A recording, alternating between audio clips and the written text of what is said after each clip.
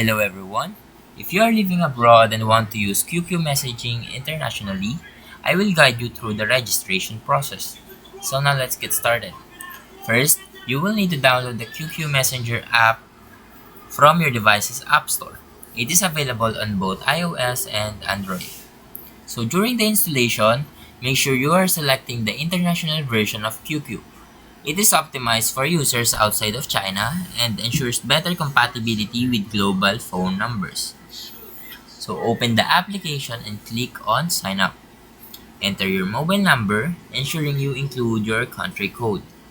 You will receive a verification code and input that to proceed.